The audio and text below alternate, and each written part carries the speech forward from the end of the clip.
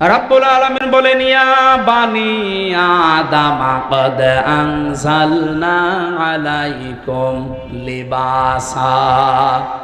হে বনি আদম সন্তান, এখানে লক্ষ্য করেন, আল্লাহ কিন্তু ঈমানদারকে ডাকেন নাই, আল্লাহ মুসলমানদেরকে আলাদাভাবে বলেন নাই, ডাক দিয়েছেন ইয়া বানি আদম, হে বনি আদমের সন্তান। বলেন তো অন্যান্য ধর্ম যারা মেনে জরেওয়ালা বনি আদম সন্তান কিনা? বলেন বলেন। তার মানে অন্য ধর্মের লোক যদি আশপাশে থাকেন, সে আপনি হিন্দু হন, খ্রিস্টান হন, বৌদ্ধ হন, যারা আছেন সবাইকে আল্লাহ ডাক দিয়েছেন, কারণ সবার মালিক কে? বলেন বলেন।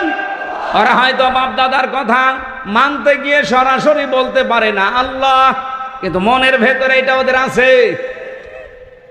বিপদে পড়ে দেখবেন তখন কিন্তু আল্লাহ ছাড়া আর কোনো ভগবানের নাম মনে আসে না। কথা বলেন। আমার বরিশালে ছিলাম ছোটবেলায়, যেতাম তখন নৌকায় ব্রিজ ছিল না, হঠাৎ দেখে একটা ঝড় উঠেছে, আমরা তো পড়ছি লা ইলাহা ইল্লা আনতা সুবহানাক। পাশে আমার দেখে এক দাদা হিন্দু আর দাদি, ওরা বলছে লা ইলাহা ইল্লাল্লাহ। কি গো, চেহারা দেখে তো মনে হচ্ছে অন্য ধর্মের লোক। কালেমা পড়েন, মুসলমান হয়েছেন? বলছে না। পড়েন কি করে? বলছে যে ঝড় উঠেছে এ কালী দুর্গার কাজ না, আল্লাহ লাগবে। মানে সবার মনের ভেতরে আল্লাহ একজন আছে, কিন্তু বাস্তবের খাতিরে অনেকে বলতে পারে না। আল্লাহ যেহেতু সবার মালিক, সবার রব, এই জন্য উনি ডাক দিয়েছেন ইয়া বানি আদম, হে বনি আদমের সন্তানেরা, কদ আনজালনা, অবশ্যই আমি নাজিল করেছি, আলাইকুম, তোমাদের ওপরে, লেবাসা, পোশাক। কি করে এই পোশাক তোমাদের? ইওয়ারি সাওয়াতিকুম রিসা, তোমাদের লজ্জা নিবারণ করে।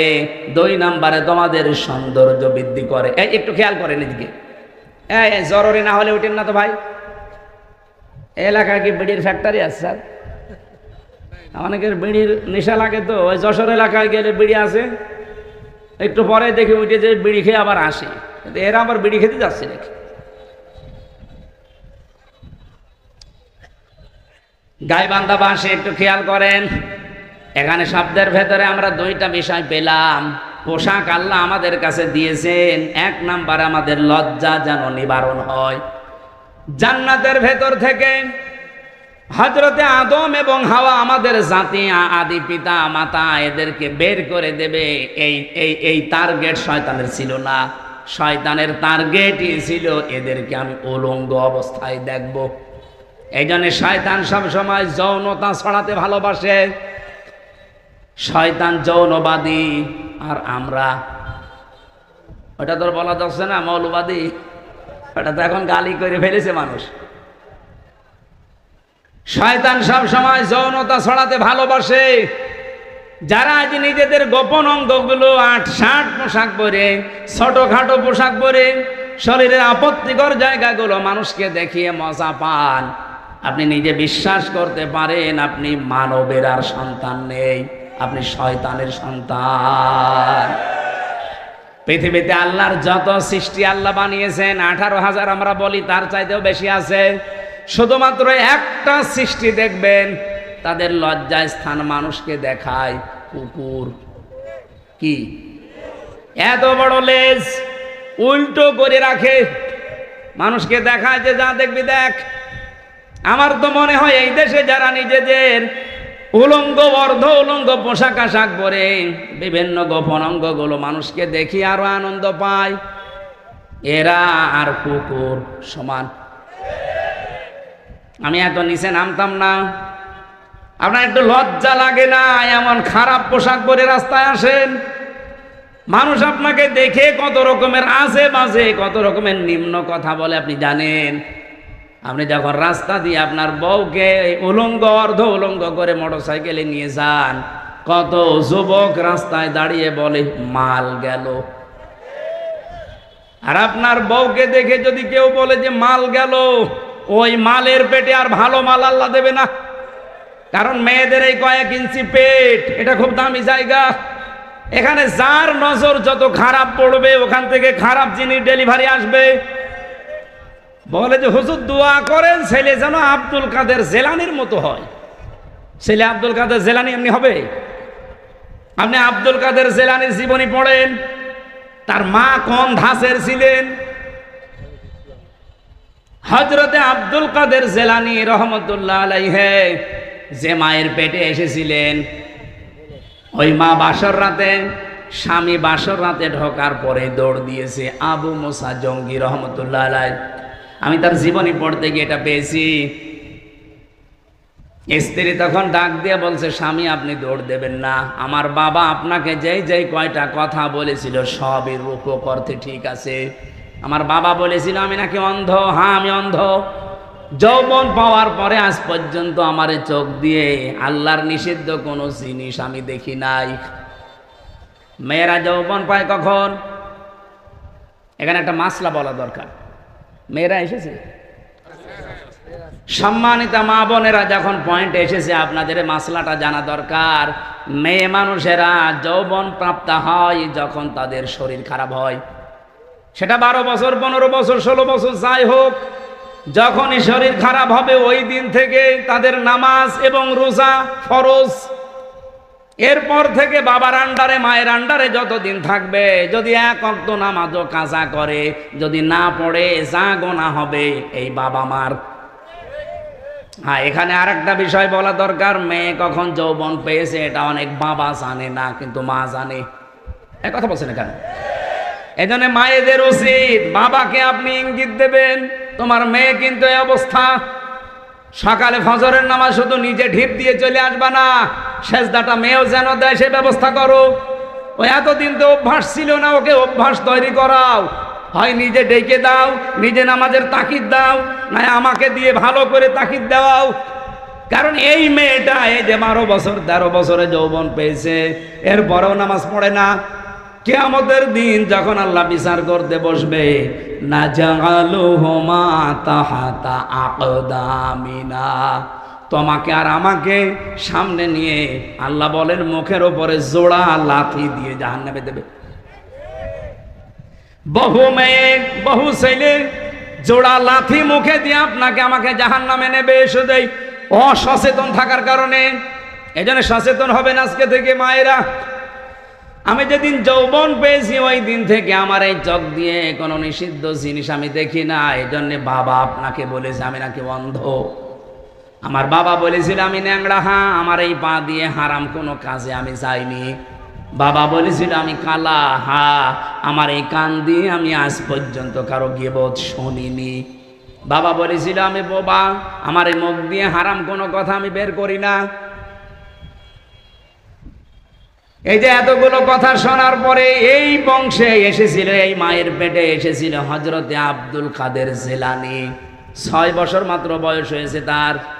ওনার পুরা জীবনী আমি পড়েছি। ওনার মা নিয়ে গেছে মক্তবে, ওস্তাদ বলছে এই বলো আলিফ। উনি বলছে হুজুর আলিফের অর্থ কি? আলিফের কোনো অর্থ হয় না।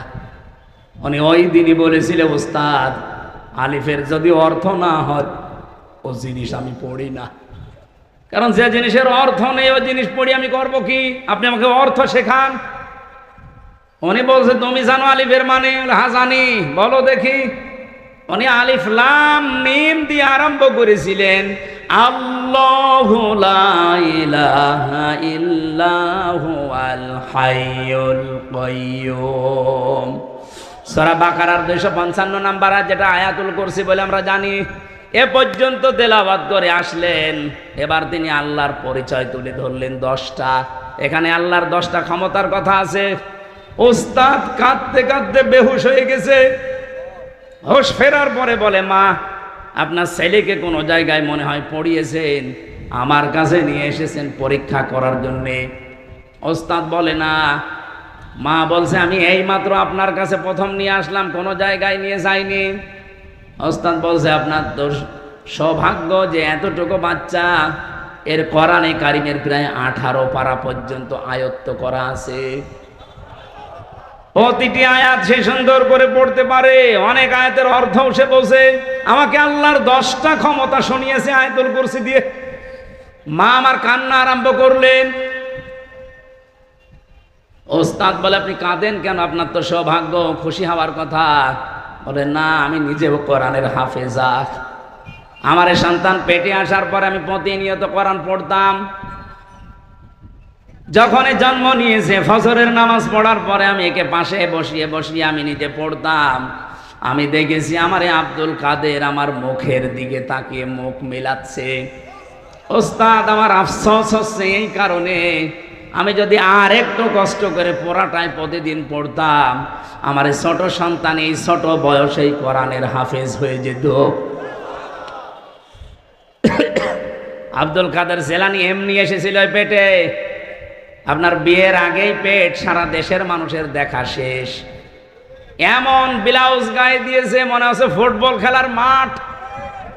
কথা বলছেন এখন, এই দিক থেকে একটা ফিতা, ওই দিক থেকে আর একটা ফিতা, মাঝখানে দিয়েছে গেরো, ওটা ফুটবল খেলার সেন্টার।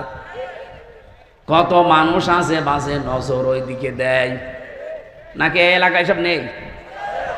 মা বোন যারা এসেছেন, নিজেদেরকে রক্ষা করেন। আল্লাহ এর পরের শব্দে দিয়েছেন রিশা, শুধুমাত্র লজ্জা নিবারণ করার জন্য পোশাক দেয়নি, সৌন্দর্য বৃদ্ধি করার জন্য পোশাক আমি দিয়েছি। হ্যাঁ, এখানে ব্যাখ্যা দুইটা। আপনি শুধুমাত্র সৌন্দর্য প্রদর্শন করতে পারেন পোশাক আশাকের মাধ্যমে, বিবাহিতা মেয়েরা তার স্বামীর কাছে। কথা বোঝা যায়নি? আপনি পোশাকের দ্বারা যদি সৌন্দর্য বর্ধন করতে চান, করবেন, কিন্তু কার জন্যে? স্বামী ছাড়া পৃথিবীর কারোর জন্য, এমনকি নিজের বাবার জন্যেও মেয়েদের সাজ করা জায়েজ নেই।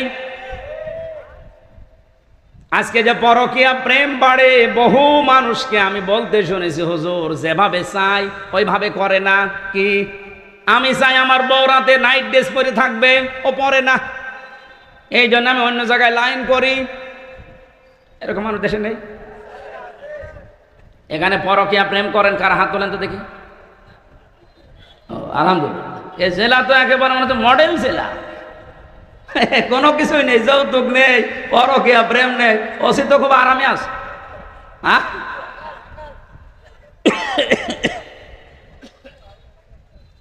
না, মেয়েদের কিছু উদাসীনতার কারণে হাজারো স্বামী খারাপ হয়ে যাচ্ছে। এরা যে কল দিয়ে বলে, একেবারে মিথ্যা হলে তো বলতো না। সম্মানিতা মা বোনেরা, এই রিশার ব্যাখ্যা যেটা, আপনি কিন্তু ধরা পড়ে যাবেন। আশা করছি আপনি একটু অ্যাক্টিভ হবেন এই ব্যাপারে। লিবাসুত তাকওয়া যালিকা খায়র, আল্লাহ বলেন সর্বোত্তম পোশাক হচ্ছে তাকওয়ার পোশাক। প্রশ্ন আসতে পারে, তাকওয়ার আবার পোশাক হয়? হ্যাঁ হয়। তাকওয়ার পোশাক কি? এখানে যদি প্রশ্ন করা হয় 100 জনের 98 জন বলতে পারবেন না। লিবাসুত তাকওয়া যালিকা খায়র, আল্লাহ বলেন তাকওয়ার পোশাক সর্বোত্তম। কি এটা জানো? তাকওয়ার পোশাক হচ্ছে আল্লাহর নির্দেশ এবং আদেশ, নিষেধ এবং আদেশগুলো নিজের জীবনে সেট করা, এটা একটা পোশাক। এই পোশাকটা আমাদের দেশে নেই, এমনকি পরিবেশও নেই। একজন মানুষ যেই পোশাক পরবে, সে পোশাক পরে টিকে থাকার মতো জায়গাও এ দেশে নেই। ওসি সাহেব চেষ্টা করছে বাঁচার, উনি বাঁচতে পারছে না। ওনার উপরে এমন আল্লাহর ওলি বসে আছে যে ওনাকে খারাপ হতে বাধ্য করে। আমি কি বেশি বলে ফেললাম? এরকম জায়গা দেশে নেই। এই জন্য আমাদের একেবারে শুরু থেকে শেষ পর্যন্ত এমনভাবে তৈরি করা দরকার, আগামীতে ইসলাম দিয়ে আমরা সাজাবো, ও দুর্নীতির দল বাংলাদেশে থাকবে না ইনশাআল্লাহ। বাইরের দেশগুলো ঘোরাঘুরি করে আমার এতটুকু অভিজ্ঞতা হয়েছে, তারা দাঁড়িয়ে গেছে শুধুমাত্র দুর্নীতি আর খাদ্যে ভেজাল তারা দেয় না, এই কারণে। আপনি দেখেন মালয়েশিয়া 2004 সাল থেকে তারা দাঁড়িয়ে গেছে। এই 21 বছরে তারা বিশ্বের মানচিত্রে আজ একটা নাম করা দেশ। আর আমরা 54 বছরেও দাঁড়াতে পারিনি, কারণ দুইটা, এদেশে দুর্নীতি বন্ধ হয় না আর খাদ্যে ভেজাল দেওয়া শেষ হয় না। এই দুইটা কন্ট্রোল করতে পারলে আমাদের দেশও দাঁড়িয়ে যাবে ইনশাআল্লাহ। আর এটা করা একমাত্র সম্ভব ইসলামের জন্য, ইসলাম ছাড়া সম্ভব না। যালিকা মিন আয়াতিল্লাহ, আল্লাহ বলেন এগুলো আমার নিদর্শন। লাআল্লাহুম ইয়াযাক্কারুন, আশা করছে আমার এই ওয়াজ তোমরা মেনে নিবা। সূরা আলে ইমরানে আল্লাহ জানিয়েছেন, ওয়ালা তাহিনু ওয়ালা তাহজানু ওয়া আনতুমুল আ'লাউনা। ইন কুনতুম মুমিনিন। কোনো ভয় নেই, কোনো চিন্তা নেই, দুশ্চিন্তারও কারণ নেই। ওয়া আনতুমুল আ'লাউনা, এখানে আলেম আছে কিনা আমি জানি না, এখানে শব্দ ছিল আনতুম আ'লাউনা, অথচ আল্লাহ পাক আ'লাউনার আগে আলিফ লাম লাগিয়ে দিয়ে নির্দিষ্ট করে দিয়েছেন। আরবি গ্রামার অনুযায়ী মুবতাদা যদি মারিফা নির্দিষ্ট হয়, খবর হবে নাকেরা অনির্দিষ্ট। রব্বুল আলামিন এখানে খবর যেটা নাকেরা অনির্দিষ্ট সেইটাও মারিফা নির্দিষ্ট বানিয়ে দিলেন। খবর যদি কোনো সময় মারিফা হয়ে যায় ফিদুল হাসরা, হসরের ফায়দা দেয়, বাংলা অর্থ দাঁড়ায় হবে। শুধু হবে না, শেষে হর্ষাই লাগাতে হবে। আল্লাহ পাক যেহেতু গ্যারান্টি দিলেন নিজে যে বিজয় তোমরা হবে যদি শুধুমাত্র মুমিন হতে পারো। বাংলার মুসলমানেরা জবান খুলে বলবেন, বিজয় দেওয়ার একচ্ছত্র মালিকানা কার? মুমিন হওয়ার দায়িত্ব কার? আল্লাহ মুমিন হবে, আর আপনি কি করবেন? হ্যাঁ, না হয়নি ভাই। আল্লাহ তো মুমিন আছে, ওনার নামই তো মুমিন। সুতরাং আপনাকে মুমিন হওয়ার শর্ত লাগিয়েছে আল্লাহ। যদি এবার আমরা সত্যিকারের মুমিন হতে পারি, মাস্ট বি আল্লাহ তার কথা রাখবে। নাকি আল্লাহ এরকম যে সকালে এক কথা আর বিকালে আর এক কথা বলে? রব্বুল আলামিন বলেন, আতাম্মাত কালিমাতু রাব্বিকা সিদকাও ওয়া আদলা লা মুবাদদিলা লিকালিমাতি ওয়া হুয়াস সামিউল আলিম। সূরা আনআমের 115 নম্বর আয়াতের ভেতরে পাবেন 8 নাম্বার পারার প্রথম নাম্বার পৃষ্ঠার 11 নাম্বার লাইনে আছে। যত তাফসীর আমি পড়েছি আয়াত নিয়ে, আমার কাছে এই তিনটা বিষয় ধরা পড়েছে। আল্লাহ পাক বলেন, হে নবী, আমি যে কালাম পাঠালাম এর প্রত্যেকটা কথা সত্য। 2 নম্বরে সিদক ওয়া আদলা, এটা ন্যায় ইনসাফ দিয়ে পরিপূর্ণ। 3 নম্বরে আমার কোরআনে আমি যা বললাম কিয়ামত পর্যন্ত কোনো পরিবর্ধন নেই, যা বলেছি ওটা হবে। এই জন্য আমরা এত সাহস নিয়ে বলতে পারছি এবার ইসলাম জায়গা মতো যাবে ইনশাআল্লাহ। এই জন্য যারা এখনো দদুল্লামার অবস্থায় আছেন যে জমি বাবার পাই কি না পাই, এ ধান্দা কি ভালো? আপনি তাহলে মনে হয় অন্য কারো সন্তান। বাংলাদেশের বৈধ নাগরিক আমরা, 92% মানুষ আমরা এখানে মুসলমান। এবার আপনি 100% বিশ্বাস নিয়ে বাড়ি যেতে পারেন। যেভাবে জোয়ার উঠেছে, ঝড় উঠলে ঝরা পাতাগুলো আকাশে ওঠে। এবার ঝড় উঠেছে, অবশ্যই এই ঝড়ে কেউ কেউ যারা আমরা পড়ে আছি নিচে, আমাদেরকে আল্লাহ উপরে তোলার জন্যে এই ঝড় সৃষ্টি করে দিয়েছে। জাহাঙ্গীরনগর বিশ্ববিদ্যালয়ে মুসলিম শব্দ পর্যন্ত বাদ দেওয়া হয়েছিল। ইসলামী সাবজেক্ট যে কয়টা ছিল, কেউ পরিচয় দিলে তা করা কোনো ব্যাপারই না, এরকম জায়গা ওইটা। অথচ সেখানে আজ নারায়ে তাকবীর আল্লাহু আকবার ধ্বনি উঠতেছে। এটা একটা আশ্চর্য না? এতগুলো কাজ আল্লাহ যখন করে দিচ্ছে সামনে রাখছো চক্ষু যাই আছে, আমার মনে হচ্ছে আল্লাহ সবগুলোতে বিজয় দেবে ইনশাআল্লাহ। দল মত জাতি বর্ণ ধর্ম নির্বিশেষে, যেহেতু গোবিন্দগঞ্জ নাম শুনলে বোঝা যাচ্ছে এখানে অন্য ধর্মের লোক আছে, এজন্য সবাইকে নিয়ে আমরা আল্লাহর দরবারে শুকরিয়া জানাচ্ছি, যেহেতু তাদেরও মালিক আল্লাহ। তাদের মালিককে গত পরশুদিন আমার কুষ্টিয়ায় অনুষ্ঠান ছিল। পরশুদিন না কালকে কি বার? শুক্রবার ছিল। হ্যাঁ, জমান নামাজ পড়ে আমি ওদের যে কেন্দ্রীয় মন্দির, ওই মন্দিরে গিয়েছিলাম। ওখানকার যিনি কেন্দ্রীয় মন্দিরের সভাপতি, সবার সাথে কথা বলার পরে প্রায় 100 ঘর হিন্দু আছে ওই পাড়াতে। ওনারা আমাকে আশ্বস্ত করেছে যে এবার আপনাকে আমরা ভোট দেব, কিন্তু আমাদের যে দাবিগুলো আছে আমরা যেন আতঙ্কে না থাকি, এইটা আপনারা দেখবেন। আমরা গ্যারান্টি দিয়েছি যে ইসলাম যদি আসে এই দেশের কোনো ধর্মের মানুষ আতঙ্কে থাকবে না ইনশাআল্লাহ। আপনার ধর্ম আপনি পালন করেন, আমার দাওয়াত দেওয়ার দরকার আমি দেব। কি কথা বলেন না কেন?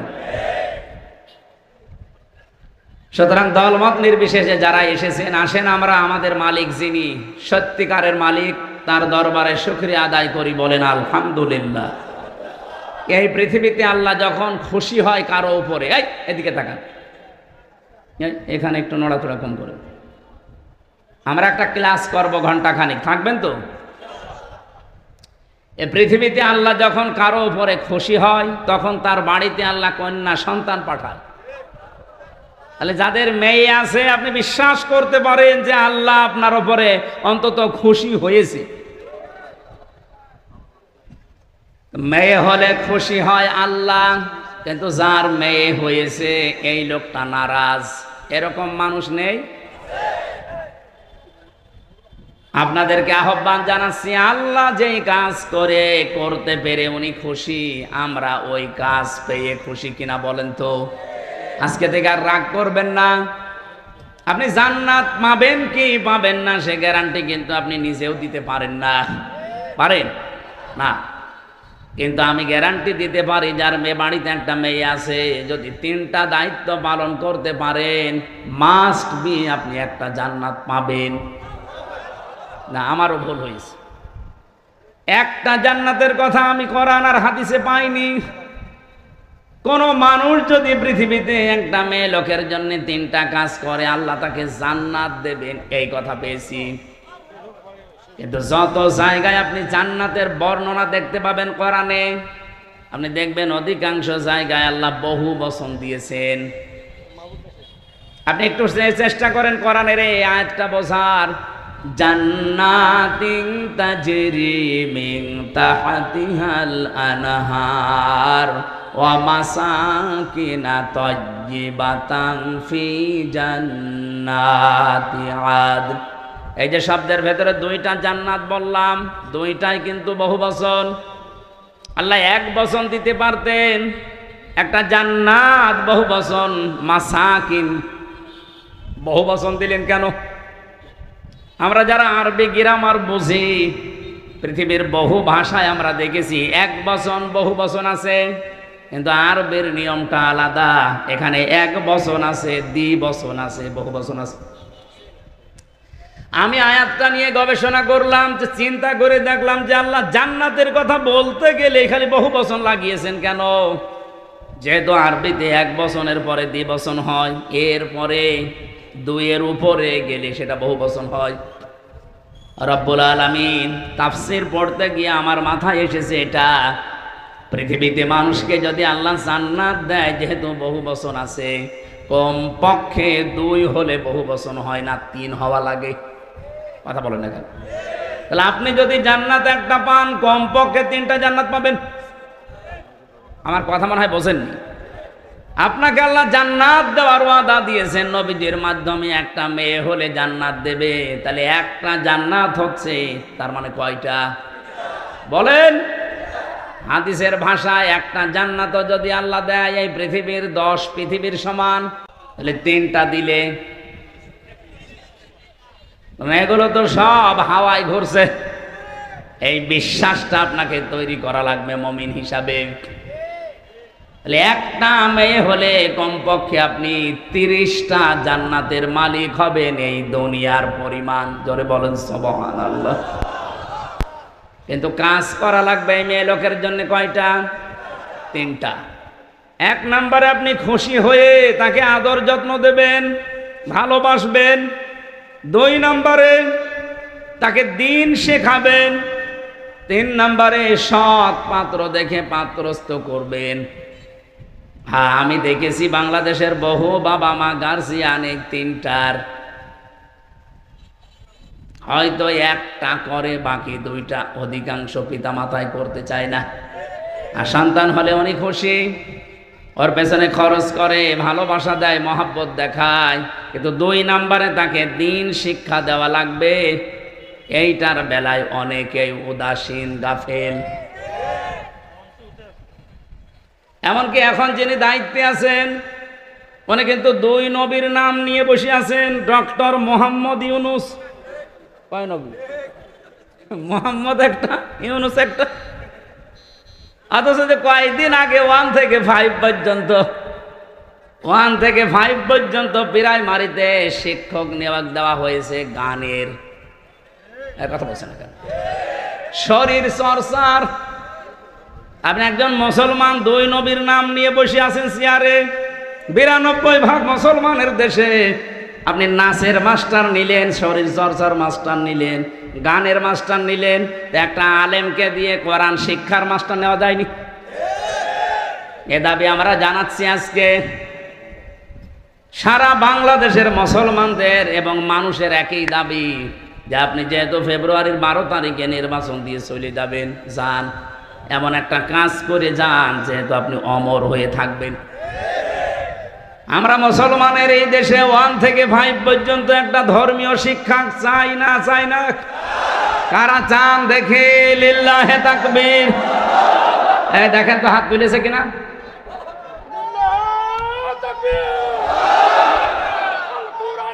আলহামদুলিল্লাহ। আমাদের এই দাবি যদি ডক্টর মোহাম্মদ ইউনূস পর্যন্ত, আমি জানি যে যাবে, কারণ কত ফেরেশতা বসে আছে দেখেন। এই যে কিরামান কাতিবিন না, পৌঁছিয়ে দেবে জায়গা পর্যন্ত। ওনার কান পর্যন্ত যাওয়ার পরও যদি কিছু নাও করে, আমার আরশ পর্যন্ত চলে গেছে।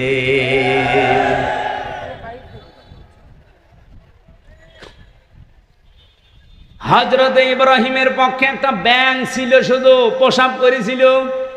ফেরেশতা জিবরাইল এসে ডাক দিয়েছে, এতটুকু পোষাবে নমরুদের বিশাল অগ্নিকুণ্ড, কিছুই হবে না।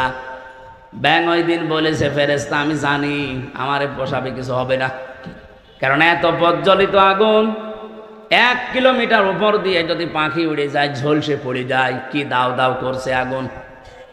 সেখানে আমি এত দূর থেকে শুধু প্রসাব করছি, আমি জানি কিছু হবে না, কিন্তু আমার মালিক আল্লাহকে দেখাতে চায় যে আমি নবী ইব্রাহিমের পক্ষে আছি, নমরুদের বিপক্ষে আছি। আল্লাহ তার এই কথাটা এত বেশি পছন্দ করেছিলেন, ওই দিন থেকে আইন পাশ হয়ে গেছে, কিয়ামত পর্যন্ত যত ব্যাঙ দুনিয়ায় আসবে, ব্যাঙের পোষা পাক। শুধু ইব্রাহিম নবীর পক্ষে থাকার কারণে ব্যাঙের পোশাক যদি পাক হয়ে যেতে পারে, আমরা যে আজকে কোরআনের পক্ষে শুধু হাত তুলে জানান দিয়েছি, কিয়ামতের দিন এটা যেন নাজাতের ওসিলা হয়ে যায়। গাইবান্ধাবাসী, তাহলে কন্যা সন্তান হলে প্রথম আপনার দায়িত্ব ভালোবাসা। আপনি খুশি হয়ে ভালোবাসবেন, তাকে মহব্বত করবেন। 2 নম্বরে দিনের শিক্ষা দেওয়া, কিন্তু সে পরিবেশটা যদি নষ্ট করে দেওয়া হয়, তো শিক্ষা দেব কোথায়? সবাই তো আর মাদ্রাসায় ছেলে মেয়েকে দেয় না। কথা বলছেন না কেন? স্কুলেই দেন। মুসলমানের দেশে স্কুলের সিস্টেমগুলো এই করেন, 1 থেকে 5 পর্যন্ত পড়লেও যেন ইসলামের মৌলিক নিয়ম নীতিগুলো অলরেডি জেনে ফেলে, এরকম ব্যবস্থাটা করে দেন। আর সেইটা এখন কিন্তু সময়। আগে যারা ছিল, আমি নাম নিতেও ঘৃণা করি, এই জালেমা মহিলার, ওরা 1 থেকে 5 পর্যন্ত পড়ার পরে একটা ছেলে বৃত্তি পরীক্ষা দেয়। আমি নিজেও বৃত্তি দিয়েছি। এরপরও 8এও বৃত্তি পরীক্ষা আছে। 100 মার্কের কোরআন আর হাদিস ছিল আগে, আমি নিজে পরীক্ষা দিয়েছিলাম। কিন্তু 15.5 বছরে জালেমা যাদের দায়িত্ব দিয়েছিল, এই শিক্ষামন্ত্রী নামে কলঙ্ক, এই নাস্তিকগুলো 1 থেকে 5-এ পড়ার পর বৃত্তি পরীক্ষা দেবে, 100 মার্কের কোরআন হাদিসের শয়তানরা তুলে দিয়েছে। আমরা চাই ওইটা আবার পূর্ণবহাল করা হোক। কথা বলে না কেন? আরে মানুষ পরীক্ষার ছলে হলেও পড়ে, ওটা যদি সিলেবাসে না থাকে, ও তো আস্তে আস্তে সবই ভুলে যাবে। গত বছর আমি জেল থেকে বের হওয়ার পরে একটা মাহফিলে এসেছিলাম, এই যে পাশের জেলা নীলফামারী। নীলফামারীর একটা থানা আছে কিশোরগঞ্জ, ওখানে একটা বৃদ্ধাশ্রম আছে, দেখতে গিয়েছিলাম। যে দেখি এদিকে 25 জন মা, এদিকে 25 জন বাবা, মুরব্বী সব বসে আছে। যেই কয়জনের সাথে কথা বলেছি, সবগুলো হাওমাও করে কাঁদছিল।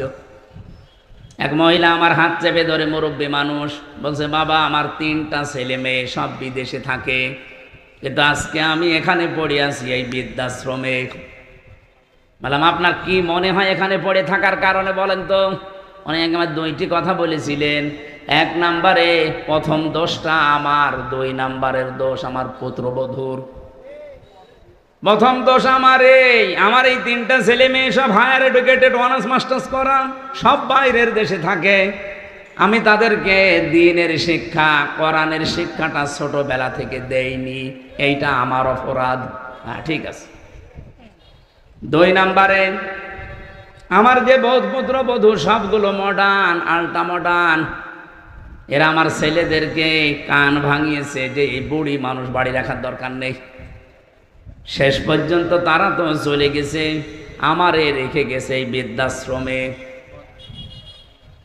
আমি এখন এই যে 24 ঘন্টা কাজ কাম নেই, শুধু পড়তে থাকি, মাঝে মাঝে কোরআন হাদিস ইসলামের ইতিহাস পড়ি। আমি বুঝি এই ছেলেটারও দোষ না, দোষ এখন আমার মনে হচ্ছে। কারণ আল্লাহর কোরআনের যে জ্ঞানটা, ওয়াকাদা রাব্বুকা আল্লা তা'বুদু ইল্লা ইয়্যাহু ওয়া বিল ওয়ালিদাইনি ইহসানা। আল্লাহ বলেন আমি রায় দিলাম, আমি রায় দিয়ে দিলাম, সিদ্ধান্ত দিলাম, ফায়সালা দিলাম, আমি আল্লাহ লিখে দিলাম, আমি আল্লাহ ছাড়া কারো ইবাদত করা যাবে না। আর তোমাদের মা বাবা যাদের আছে তাদের সাথে ভালো ব্যবহার করা লাগবে। আল্লাহর পরে যাদের স্থান তারা কারা? বলেন বলেন। সেই মা বাবা, তাদেরই তারা স্থান জানে না, কারণ তারা এ বিষয়ে জ্ঞান অর্জন করে নাই। তাদেরকে যেহেতু আমরা শেখাতে পারি না, এই জন্য প্রথম দোষটাই আমার। আমরা আশা করব যারা দায়িত্বে আছেন আপনারাও মুরব্বী হবেন। আপনাদের আগামী প্রজন্ম যদি বৃদ্ধাশ্রমে আপনাদের রেখে না আসে, আল্লাহর পরে আপনার স্থান এটা যদি না জানে, আপনাদের কপালেও আসতেছে। যেন আমার মনে হয় এই মুহূর্তে 1 থেকে 5 পর্যন্ত এমন সিস্টেম করা দরকার, মানুষ যেন হাফ আলেম হয়ে যায়। এ দাবি কি শুধু আমার একার না সবার? মেয়েটার জন্য 3 নম্বরে আপনি সৎ পাত্র দেখবেন। আজ মেয়ের বাবা যারা অনেকে সৎ পাত্র দেখে না, দেখে যে এই ছেলের মাল আছে কিনা, নাকি এ ছেলে এসব নেই। বলেন তো, নবীজি তার 4টা মেয়ে বিয়ে দিয়েছিলেন, সবচাইতে আদরের যেটা ফাতেমা তো জহরা। কত ধনী এই মানুষের সন্তান বিয়ের প্রস্তাব দিয়েছে, বিশ্বনবী বলেন না। উনি যদি চিন্তা করতেন যে ধনী মানুষের কাছে দিলে আমার মেয়ে সুখে থাকবে, মক্কার বহু ধনাঢ্য মানুষেরা তাদের প্রস্তাব দিয়েছিল, একটাতেও রাজি হয়নি। এমন একটা মানুষের সাথে নবীজি রাজি হয়েছেন যার নিজের বাড়ি বলেও ছিল না, নবীর বাড়িতে থাকতো। এজন্য সৎ পাত্র হওয়া লাগবে। আমি ঝিনাইদহতে একটা বাড়িতে অনুষ্ঠানে ছিলাম, আমাকে চা দিল, কাপ দিয়েছে স্যার, কিন্তু পিরিচ দেয়নি। অথচ লোকটা টিওনো, আপনি টের পাচ্ছেন? আমি তো হেসে ফেলেছি, জ্ঞানী মানুষ তো বুঝে ফেলেছে। আমার দিকে তাকিয়ে বলছে, হুজুর আপনি কেন হাসলেন? আমি কিন্তু জানি।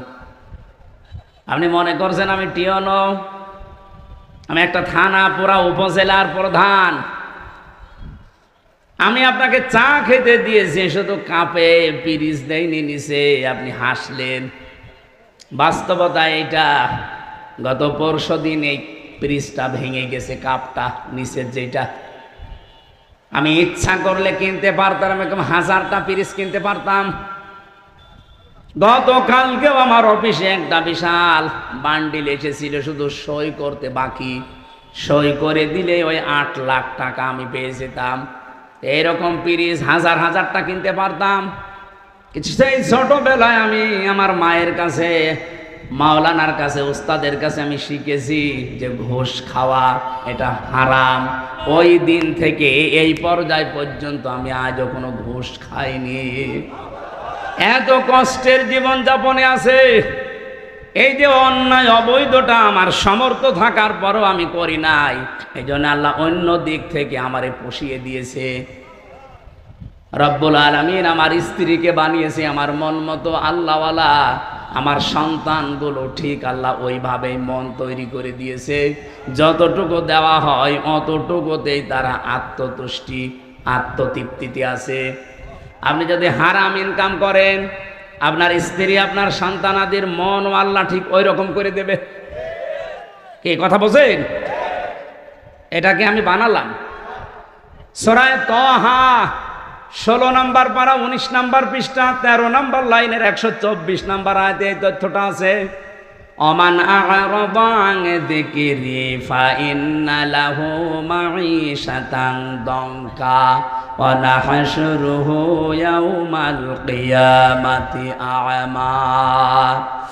রব্বুল আলামিন বলেন, আমার বিধান বাদ দিয়ে যারা ইনকাম করবে, বলেন তো ঘুষ খাওয়া এটা আল্লাহর বিধানে আছে? হ্যাঁ বলেন বলেন।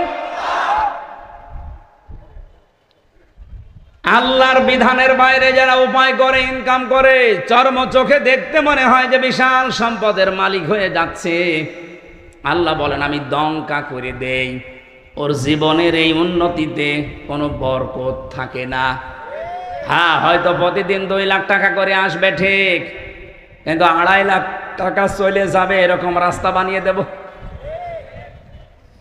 আসবে প্রতিদিন বৈধ অবৈধ ভাবে 2 লাখ করে, যাবে প্রতিদিন কত? লাভ হচ্ছে না লস হচ্ছে? এটা তো একটা গেল। সবচাইতে বড় বিষয়, আমি ওর অন্তর থেকে শান্তি তুলে নেব। এই দঙ্কা শব্দের ব্যাখ্যা হচ্ছে ওর জীবনের কোনো কিছুতে আমি শান্তি রাখবো না।